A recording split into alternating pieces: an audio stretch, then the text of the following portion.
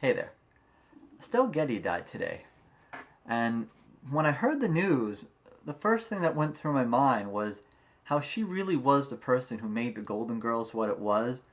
I mean, pretty much any episode of the Golden Girls, she had all the best lines, like all the zingers, all the great laugh lines. I mean, she was the one who delivered all those lines.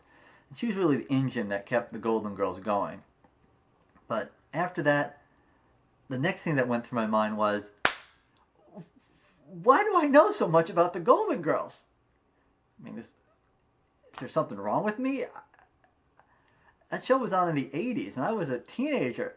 And this is a show about 60 and 80-year-old retirees living in Florida, and you had the, and you had the slutty old one and all this. I mean, why do I know so much about the Golden Girls?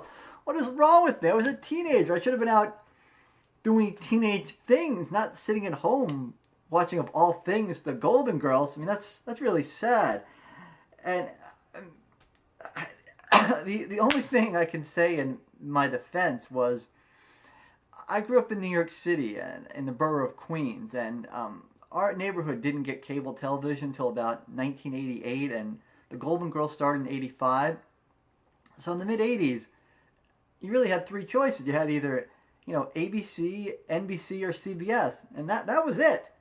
You were watching a show on one of those networks, or you weren't watching TV.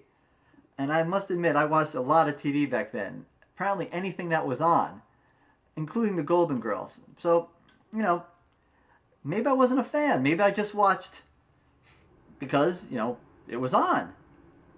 At least that's what I'm trying to tell myself to make myself feel better, but I don't know. Good Lord, the Golden Girls. I feel like I should have my balls revoked.